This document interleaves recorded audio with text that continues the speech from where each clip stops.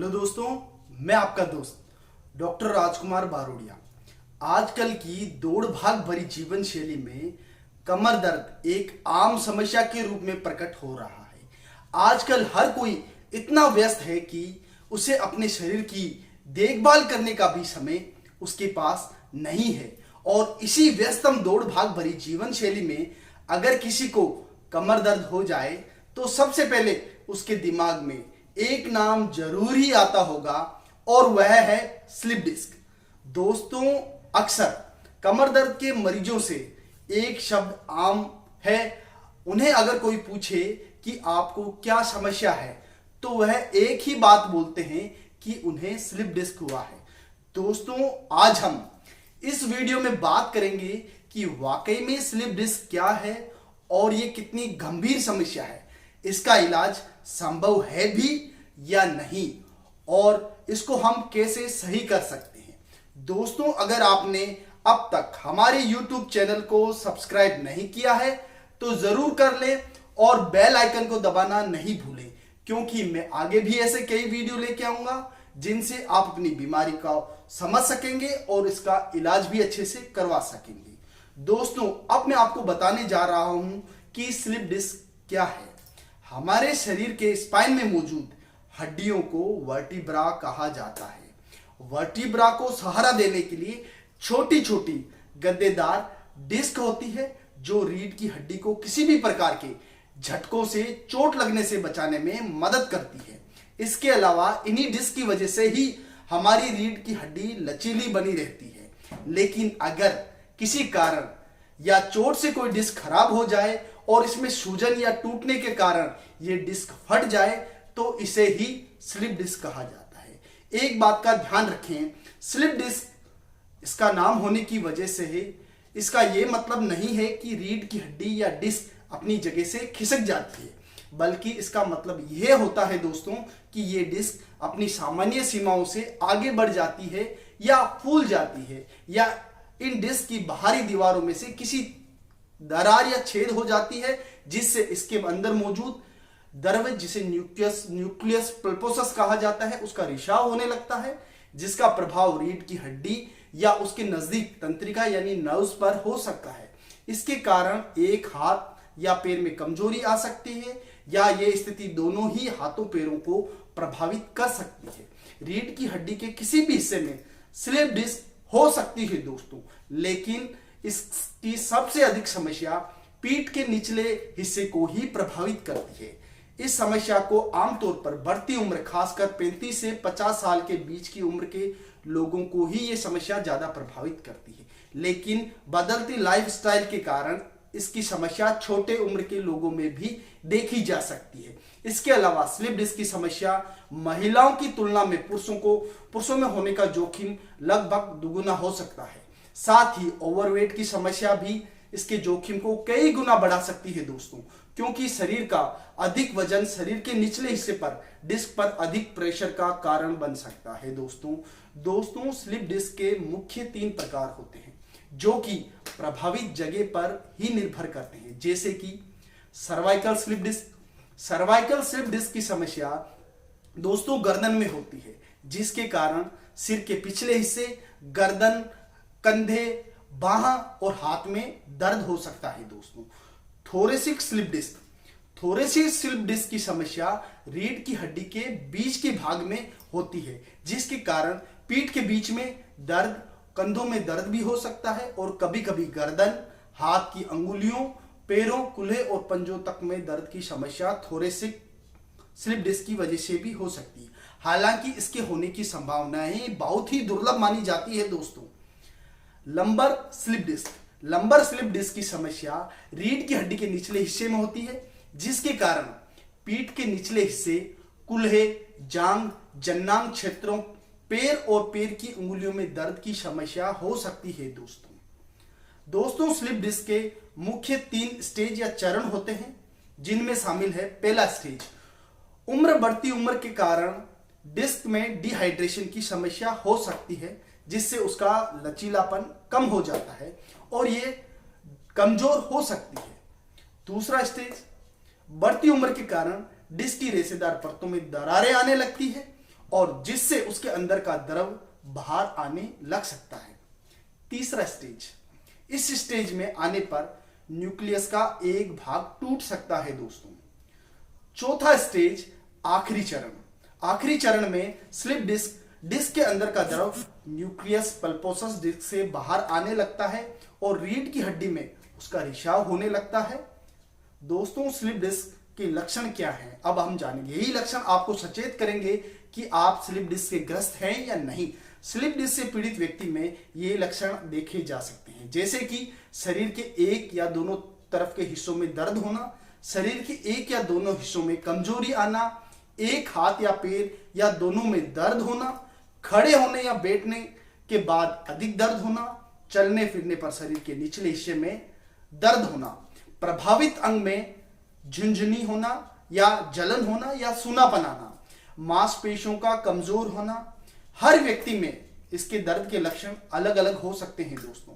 अगर आपको इस प्रकार के लक्षण दिखाई दें तो प्रशिक्षित न्यूरो फिजियोथेरेपिस्ट या न्यूरोलॉजिस्ट से जरूर संपर्क करें दोस्तों, अब मैं आपको बताने जा रहा हूं स्लिप डिस्क के क्या कारण हो सकते हैं, किस कारण स्लिप डिस्क हो सकती है। स्लिप डिस्क के बहुत से कारण हो सकते हैं दोस्तों, जैसे कि बढ़ती उम्र के साथ साथ रीढ़ की हड्डी का कमजोर होना स्वाभाविक है, जिससे डिस्क पर प्रेशर बढ़ सकता है। इसके कारण ही बढ़ती उम्र के कारण डिस्क की हड्डियां भी प्रभावित होती है, जिससे इनके टूटने में, आकार में परिवर्तन होना और इनमें दरारें आने का खतरा अधिक बढ़ जाता है। डिस्क का चोटिल होना, गिरने, धक्का लगने, बहुत वजनदार वस्तु उठाने, किसी तरह की एक्सरसाइज करने या अचानक से कोई शारीरिक गतिविधि करने से डिस्क पर अधिक दबाव पड़ सकता है, जिससे स्लिप डिस्क की समस्याएं दोस्तों हो सकती है। दोस्तों, अब हम जानेंगे कि कैसे हम पता लगाएं कि स्लिप डिस्क हुआ है।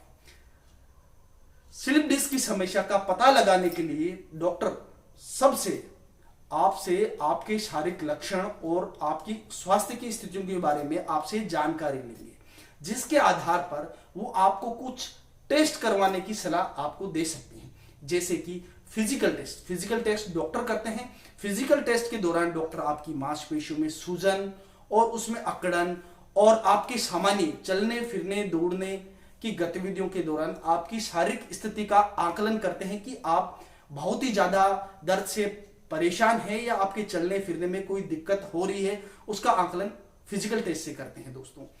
दूसरा जो टेस्ट है वह है एक्सरे। आपकी दर्द का कारण कोई चोट है या नहीं, इसकी जांच करने के लिए डॉक्टर आपको एक्सरे की सलाह भी दे सकते हैं दोस्तों। तीसरा है सीटी स्कैन।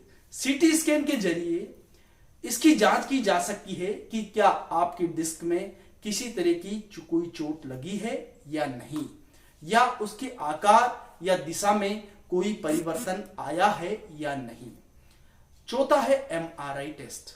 एमआरआई टेस्ट की मदद से आपकी डिस्क की जगह में कोई परिवर्तन आया है या नहीं और यह तंत्रिका तंत्र को किस प्रभाव से प्रभावित कर रहा है या नहीं, इसकी जांच एमआरआई टेस्ट से होती है दोस्तों। पांचवा है माइलोग्राम। माइलोग्राम टेस्ट के दौरान रीढ़ की हड्डी में एक तरह का एक डाई को इंजेक्ट किया जाता है जो तरल पदार्थ के रूप में होता है, जिसके बाद आपकी रीढ़ की हड्डी का एक्सरे किया जाता है। इससे एक्सरे से ये जांच की जा सकती है कि रीढ़ की हड्डी या नसों पर किस तरह का दबाव पड़ रहा है। दोस्तों, अब मैं आपको बताने जा रहा हूं कि स्लिप डिस्क को कैसे रोका जा सकता है।